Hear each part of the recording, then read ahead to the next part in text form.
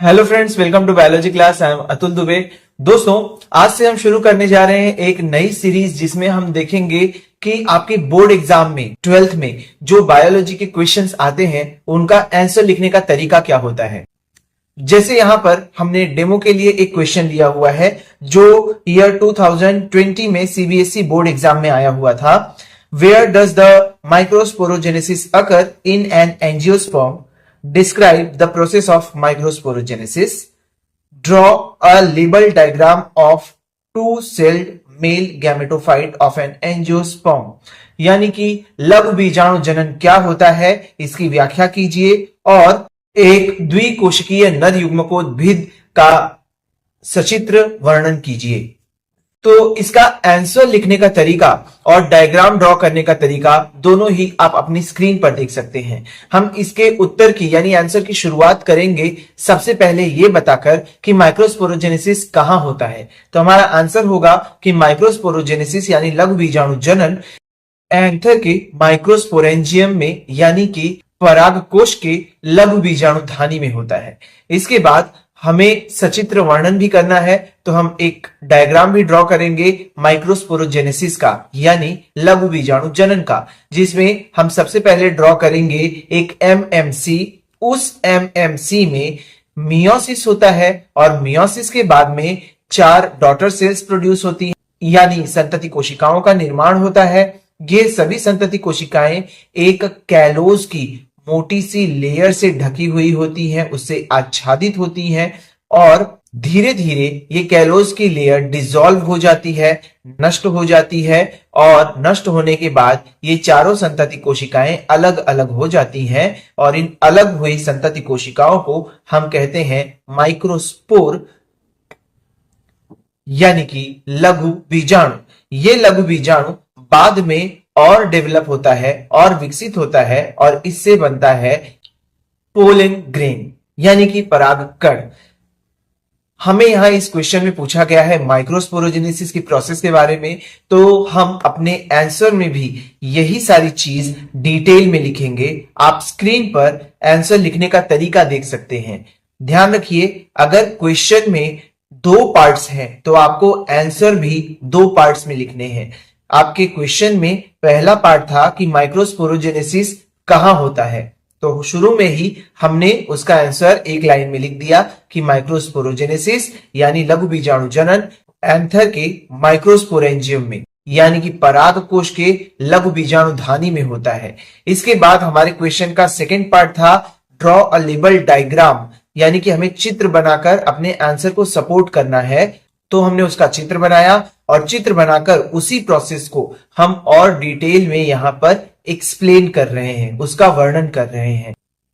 दोस्तों, board exam में answer लिखने का एक अच्छा पैटर्न होता है कि आप अपने उत्तर को, अपने आंसर को पॉइंटर्स के रूप में लिखें यानी कि पॉइंट नंबर 1, पॉइंट नंबर 2 डालकर अपने सेंटेंसेस लिखें, जिससे कि एग्जामिनर को चेक करना थोड़ा आसान हो जाता है। दूसरी बात यह होती है कि आप अपने आंसर में, अपने उत्तर में जो इंपॉर्टेंट वर्ड्स हैं, जो जरूरी शब्द हैं, उन्हें पेंसिल से अंडरलाइन कर दीजिए या फिर अगर आपके पास हाइलाइटर है तो उसे हाईलाइट कर दीजिए, ताकि एग्जामिनर की नजर उन पर आसानी से पहुंच जाए और वो समझ सके कि आपने जो आंसर लिखा है उसमें सभी इंपॉर्टेंट पॉइंट्स को आपने इंक्लूड किया है, यानी कि प्रश्न में जो कुछ भी पूछा है आपने उत्तर में वो सब कुछ लिख दिया है। तीसरी बहुत ज्यादा जरूरी चीज होती है कि आप क्वेश्चन को ध्यान से पढ़िए। क्वेश्चन में अगर सचित्र वर्णन लिखा हुआ है यानी कि ड्रॉ अ लेबल्ड डायग्राम, ये आपको टर्म दिखे तो आपको चित्र बनाना ही बनाना है। और अच्छा होगा कि अगर आप अपना उत्तर शुरू करने से पहले अपना चित्र बना दें, जिससे कि एग्जामिनर को पता चल जाए कि इस स्टूडेंट को इस प्रोसेस के बारे में सब कुछ पता है, इसीलिए उसने डायग्राम भी बहुत अच्छा बनाया है और हर एक चीज को अच्छी तरह से लेबल किया है। यहां इन डायग्राम्स में आप देख रहे होंगे कि जितनी भी लेबलिंग है, जितने भी नामांकन है, वो सभी चित्र के दाहिनी ओर किए जा रहे हैं और जो भी एरो यानी कि जो भी तीर निकल रहे हैं उनका हेड, उनका जो पॉइंट है वो बाहर की तरफ है, चित्र के अंदर की तरफ नहीं है। इससे ये होता है कि डायग्राम में जो भी इंपॉर्टेंट पार्ट है अगर वो छोटा सा है, माइन्यूट सा है, तो वहां पे आप एरो का हेड बनाकर उसको गंदा नहीं करेंगे। वहां से एक सीधी लाइन निकलेगी और एरो का हेड होगा बाहर की तरफ, जिसकी वजह से हमारा आंसर नीट और क्लीन दिखाई देता है, हमारा डायग्राम साफ सुथरा दिखाई देता है। और आपको मैंने अपनी प्रीवियस वीडियोस में ये सारे प्रोसेस बहुत ही डिटेल में पढ़ाए हैं। अगर आपने वो वीडियोस नहीं देखे हैं तो ऊपर आई बटन पर क्लिक करके आप उन वीडियोस को भी देख सकते हैं, ताकि ये पूरा चैप्टर आपका बहुत ही अच्छी और शानदार तरीके से रिवाइज हो जाए। दोस्तों, ईयर 2020 में ही एक और क्वेश्चन आया था जिसमें यह पूछा गया था कि trace the development of two celled gametophyte, male gametophyte. तो हमको आंसर तो लिखना ही है, मगर उसके पहले जो डायग्राम ड्रॉ करना है वो कुछ इस तरह का होगा, जिसमें हम एक मेल गैमेटोफाइट का डेवलपमेंट शो करेंगे। यानी कि जो माइक्रोस्पोर हमने अभी अभी देखा किस तरह से बनता है, माइक्रोस्पोरोजेनेसिस के प्रोसेस में लघु बीजाणु बनता है। उस लघु बीजाणु में एसिमेट्रिक डिवीजन होता है, असमान विभाजन होता है, जिससे दो सेल्स बनते हैं। जो बड़ा सेल होता है उसे हम कहते हैं ट्यूब सेल, और जो छोटा सेल होता है उसे हम कहते हैं जनरेटिव सेल। दोस्तों, इन सभी टॉपिक्स के बारे में हमने अपनी इस प्लेलिस्ट में आपको बताया हुआ है। आप वो सारी प्लेलिस्ट यहां पर आई बटन पर क्लिक करके देख सकते हैं। तो इन दोनों ही सेल्स का हम लेबलिंग करेंगे, यानी नामांकन करेंगे, और नामांकन के बाद शुरू होगा हमारा एक्चुअल आंसर। वहीं इस चैप्टर से ये जो मेल रिप्रोडक्टिव पार्ट है वहां से बहुत सारे क्वेश्चंस आते हैं, जिनमें से एक और इंपॉर्टेंट क्वेश्चन है जिसमें हमें माइक्रोस्पोरेंजियम का स्ट्रक्चर एक्सप्लेन करना होता है, यानी कि लघु बीजाणुधानी की संरचना का वर्णन करना होता है। तो जब भी 5 मार्क्स के लिए, 5 नंबर के लिए ऐसे क्वेश्चंस आए तो याद रखिए आपको पहले डायग्राम ड्रॉ करना है। डायग्राम आप अपनी स्क्रीन पर देख सकते हैं, इसी तरह से आप ड्रॉ कर सकते हैं। जनरली जो एंथर हम एंजियोस्पर्म में ड्रॉ करते हैं उसमें 4 माइक्रोस्पोरेंजिया होते हैं, यानी कि 4 लघु बीजाणुधानियां होती हैं। अब हम चारों को ड्रॉ करने जाएंगे तो बहुत सारा टाइम चला जाएगा, और इतना टाइम बोर्ड एग्जाम में होता नहीं है।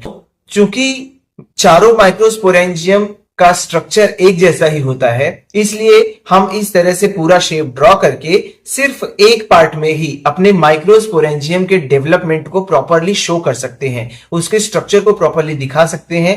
उसमें सबसे बाहर एपिडर्मिस होती है, इसके बाद एंडोथीशियम होती है, उसके बाद 2 से 3 लेयर्स मिडल लेयर्स के होते हैं, यानी मध्य स्तर का होता है, और सबसे अंदर वाली जो लेयर होती है एंथर वॉल की, उसे हम कहते हैं टैपेटम। ये न्यूट्रिशियस लेयर होती है और उसके अंदर पाया जाता है स्पोरोजिनस टिश्यू, यानी बीजाणु जन ऊतक। यहां पर सभी कोशिकाएं द्विगुणित होती हैं, 2n होता है, और इससे किस तरह से माइक्रोस्पोरोजेनेसिस होता है ये सारा प्रोसेस हमने समझा। तो दोस्तों, आज से हमने शुरू की है ये सीरीज, जिसमें हम एक एक करके हर एक चैप्टर के क्वेश्चंस का आंसर आपको इसी तरह से शो करेंगे कि आपको आंसर किस तरह से लिखने हैं, डायग्राम कैसे ड्रॉ करने हैं एग्जाम में, ताकि ये वीडियोस देखने के बाद आपको एग्जाम में बहुत ज्यादा सोचना ना पड़े। आपके दिमाग में इन क्वेश्चंस के आंसर की एक आउटलाइन ऑलरेडी तैयार हो और आपका समय बचे। और इतना ही नहीं दोस्तों, इससे हमारे कॉन्सेप्ट्स भी बहुत ज्यादा क्लियर हो जाते हैं। आई होप ये वीडियो आपके लिए हेल्पफुल रही होगी। अगर हाँ तो प्लीज इसे लाइक करके अपने दोस्तों के साथ भी शेयर कर दीजिए। चैनल को सब्सक्राइब करके ऑल नोटिफिकेशंस को ऑन कर लीजिए। Thank you for watching till the end. Keep watching, keep learning, keep growing.